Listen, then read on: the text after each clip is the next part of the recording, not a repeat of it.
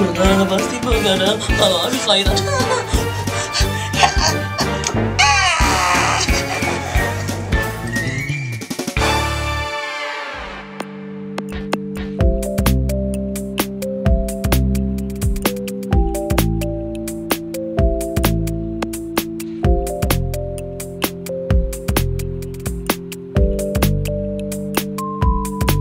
Apa tangannya? Oh, minta dilapis. Lucu banget. Akila udah boleh sunbathing alias jemur-jemuran.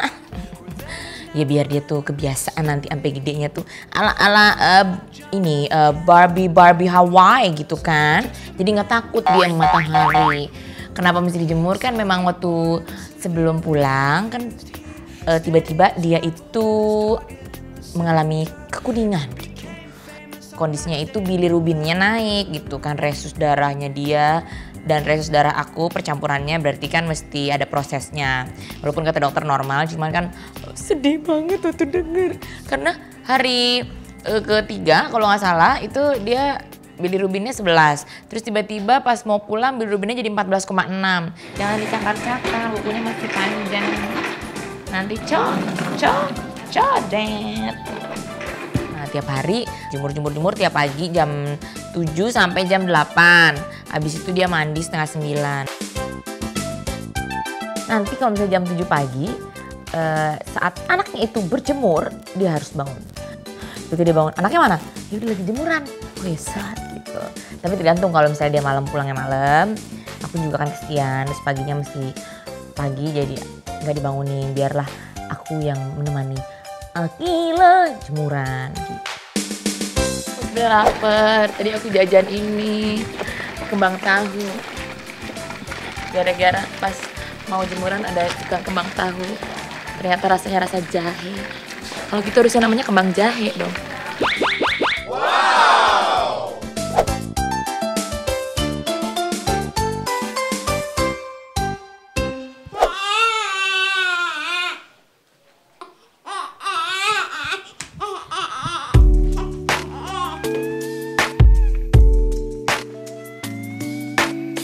Aku udah bisa pijet-pijet. Pokoknya pijet bayi ternyata cuma dipegang sama dielus. Enak ya, coba pijet bapaknya begitu. Ya pokoknya gitu-gitu aja. Yang penting dia tenang. Sempet mandiin sama suster. Karena kan aku sibuk mandiin bapaknya.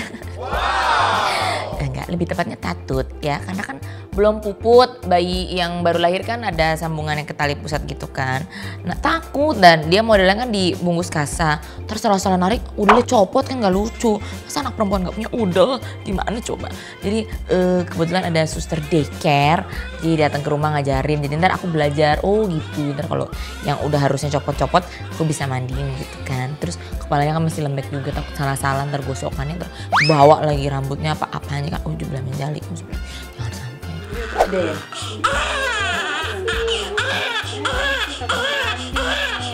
Kalau mandiin anak itu ternyata harus benar-benar bersih. Ya sama sih kita juga. Dari atas sampai bawah.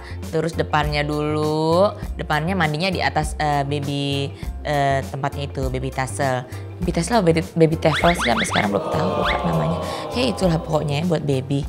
Nah udah gitu ntar kalau bawahnya tinggal dicemplungin dari air, dia senang. Biasanya kalau bayi kalau dibalik gitu lebih diem, kalau misalnya di depan agak bawel. Karena apa? Karena mungkin nggak nyaman kali ya, terus masih ada yang belum copot.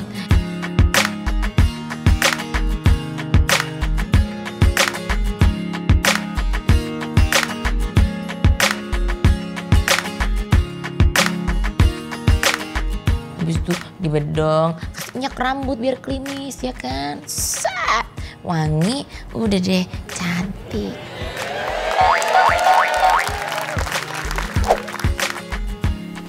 Akila udah cantik mana sister. Sama-sama mami.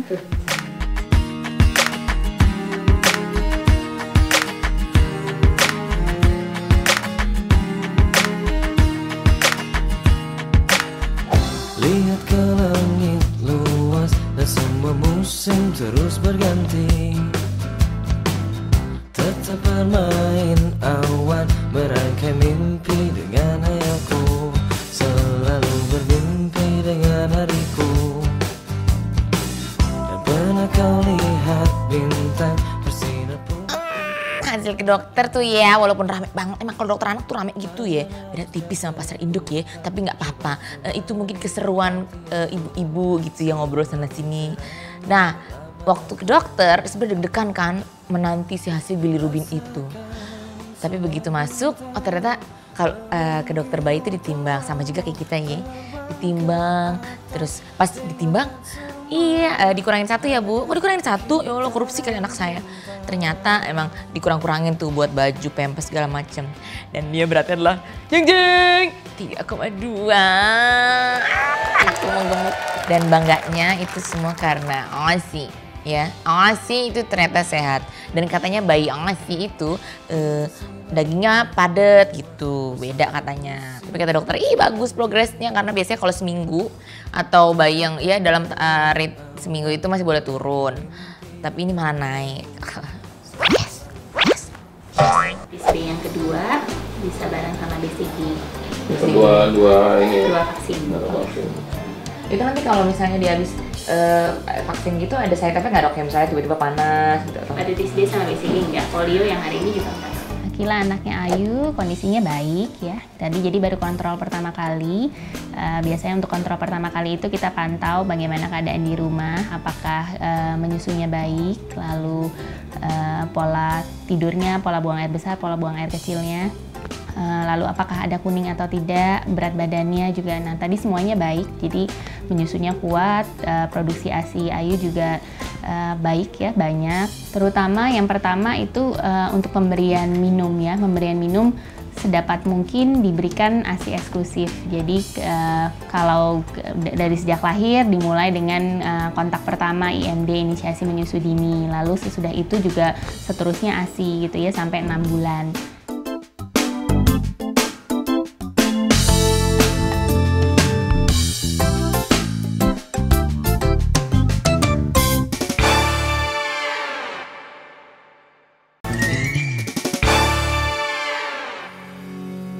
It's not time to make a change. Just relax, take it easy. You're still young, that's your fault. There's so Jadi much. suatu hari pengen coba-coba biar apa ya, biar dia tuh semalaman ngerasain tempat tidurnya yang sudah disulap oleh mommy and daddy-nya. Jadi aku temenin deh ya sekali-sekali tidur di sofa panjang itu yang konon buat nyusuin. Jadi dicobain di situ, tapi dia anteng banget, dia emang alhamdulillah banget nggak nyusahin gitu. Dia cuman bunyi tuh kalau misalnya mau ASI sama pasti habis pupu. Iya gitu, itu aja bunyinya dia. Why? Give up everything you've got, or you will still be here tomorrow.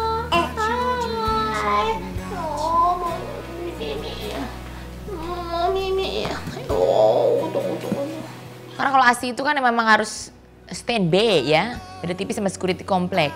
Jadi kapanpun dia gitu, udah kasih aja gitu kalau mau minum.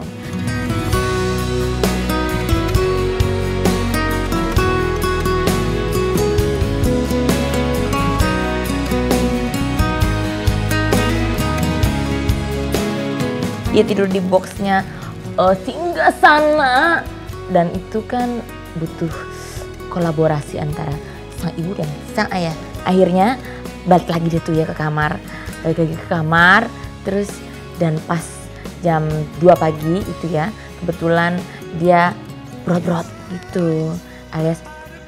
Nah untung ada suamiku tercinta, untung dia yang ngawinin aku. Coba kalau yang lain belum tentu mau gantiin pampers. Akhirnya digantiin pampers dengan sabarnya sambil aku komando-komandoin gitu kan. Tapi dia pinter banget ngurusnya, dia udah jago gitu bersihin semuanya. Kan bayinya kan di box sebelah, terus kalau ganti-ganti kadang-kadang bayinya pindah ke kasur. Terus kita kan nunduk-nunduk gitu dan nggak kerasa itu kan belakangnya tuh udah mulai sakit, pegel, beban gitu. Dan apalagi dengan kondisi ada jahitan, dan kalau misalnya biasa senam itu kita biasa nahan perut otomatis akan nahan pipis. Nah kan nggak bisa ya nahan pipis, orang lagi jahitannya, ada jahitannya, terketahan jahitan masuk lagi. Oh jadi pegel banget gitu dan butuh bantuan mesus atau tukang pijat. Gitu. Kalau misalnya ngomongin capek, itu nggak usah ditanya lagi. Karena kan kita belum tahu jamnya. Ya palingan jam, dia tuh lagi sering bangun 1 jam. Jadi mau nggak mau dan diakuin bahwa badan kan capek kan, stamina juga agak letoy gitu.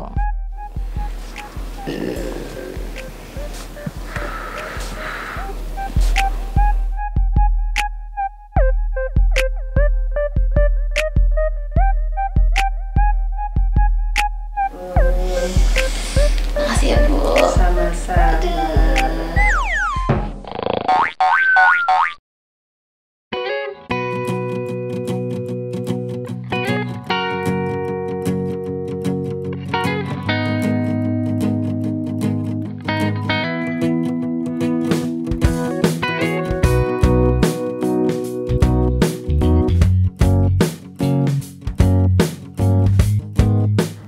Asinya, oh my god. Alhamdulillah sih ya.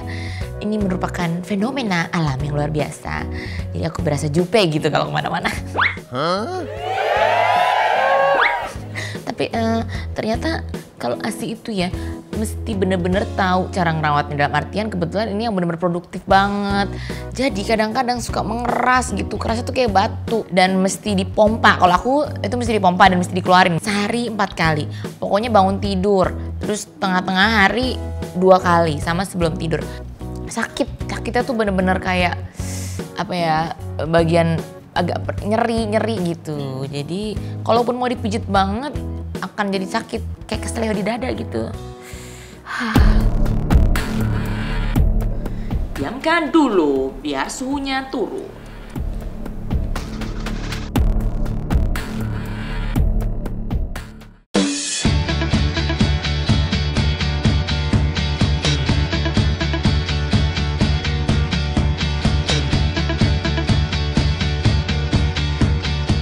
Konon dokter laktasi itu bagus untuk ibu dan anak, terutama ibu.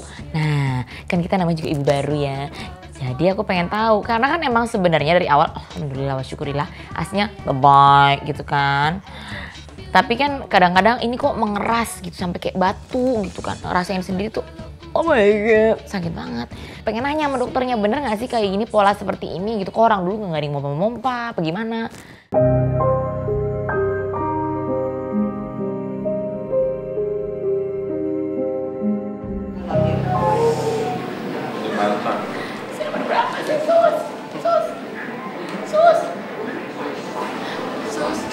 Saya nomor berapa sus?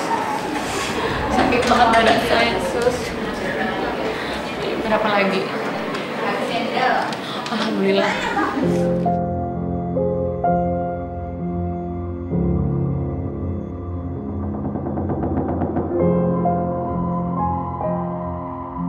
Akhirnya nanya-nanya deh tuh ke dokter laktasi. Nanyanya yaitu, dok kenapa ini kok kayaknya membatu gitu kan. Terus ternyata ada hubungan sama penyerapan ASI oleh si bayi.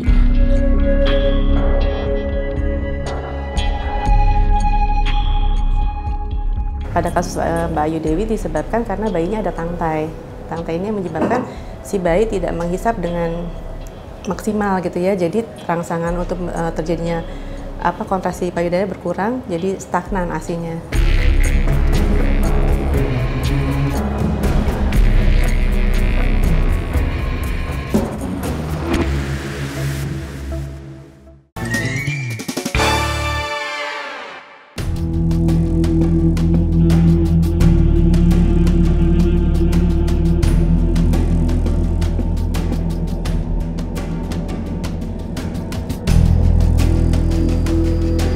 Akila kemarin diinsisi alias digunting.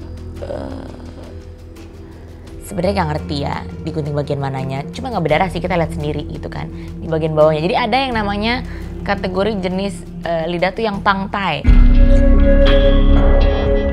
Tangtai ini menyebabkan si bayi tidak menghisap dengan maksimal gitu ya. Jadi rangsangan untuk terjadinya kontraksi payudara berkurang, jadi stagnan ASI-nya.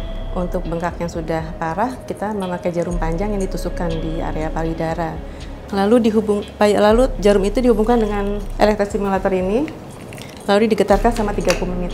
Jadi akupuntur laktasi itu sendiri paling banyak kasusnya hanya 2 ya sebetulnya.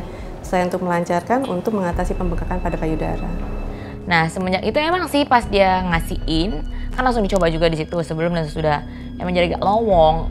Dan jujur aja sekarang jadi nggak 4 kali lagi, kalau kemarin masih 3 kali. Jadi ya insya Allah berkurang lah. Dalam artian sangat amat berkualitas. Ternyata setelah insisi perlu dilatih terus biar lidahnya itu keluar-keluar dan beraktivitas tanpa menimbulkan keloid nantinya. Jadi mukanya dipijit dulu biar rileks kali ya, rileks, asik, santai kayak di pantai.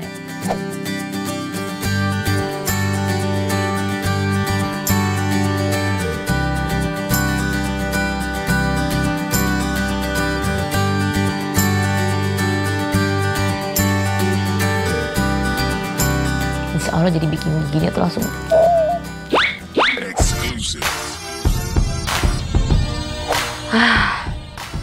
Jadi aku tuh udah ngerasa ini nggak enak banget nih ya di bagian daerah jahitan. Kadang rasanya kayak wasir, kadang kok kayaknya panas, anget, bengkak, apa segala macem gitu. Terus sampai suatu hari aku bilang sama suamiku, aduh nggak tahan banget nih, sakit banget sampai nangis. Karena aku tuh bisa tahan banget sakit, tapi kemarin nangis waktu itu beberapa hari lalu lah. Terus dia bilang yaudah yuk ke dokter ya gitu. Mana Bu Ai, mohon maaf informasinya baru dari dokter ahlinya, masih di RSCM. Masih di RSCM? Jadi masih di RSCM? Masih di RSCM, Ini aja udah tanya katanya aja. paling cepet jam. Wah, kalau masih di RSCM belum bergerak mah ini lama ya. Iya lah, sejam lah. RSCM. Awal berdua jam, kan sejam. Minimal. Pos-pasnya. Nah udah tanya aja sekarang, apa keluhan kamu? Siapa tahu bisa dinin. Tolong kamu masuk kayak gini sus. Enggak, Ibu bicara dulu sama dokter ahli. Wahyu. Pokoknya saya pengen lihat dulu rahimnya gimana ya. Nah nanti dikomunikasiin ke dokter ahli gitu. Gimana? Tapi gitu. kalau nggak saya izin dulu ke dokter ahli, dokter Ibu Ayu sudah datang, ke dokter yang ada aja gitu. Mohon Ini izin gimana gitu. Soalnya Ibu Ainya kayaknya pengen minta diliatin rahimnya gitu. Soalnya nyilu kalau buang air kecil, terus pokoknya kayak nyilu gitu. Iya kayak nyanyi gitu. Apa itu normal atau wajar atau gimana? Assalamualaikum dokter. Katanya masih di RSCM. Bener ya? Ya udah asik, ya udah deh. Oke deh. Baiklah, ya udah dokter. Assalamualaikum. Yang disuruh nunggu saya. Kayaknya sih masalah aku sendiri. Karena waktu habis lahiran dikasih tau sama dokternya, kamu udah kompres kan? Kompres pakai yang merah-merah itu. Terus kalau sebut merek diedit lagi. Udah gitu, aku bilang iya ya udah dok. Ternyata salah ngerti.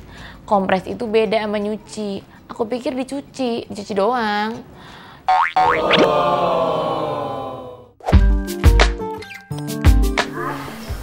Udah ketemu, akhirnya udah ketemu sama dokternya yang waktu itu periksa dia dari 0 bulan. 0 bulan sekarang ya, 0 hari berarti. Jadi alhamdulillah ya akhirnya ketemu. Kalau lahiran nggak sama dia. Oke baiklah ya, ayo ya. Harus yang namanya dikompres pakai tuh obat antiseptik, ya kan?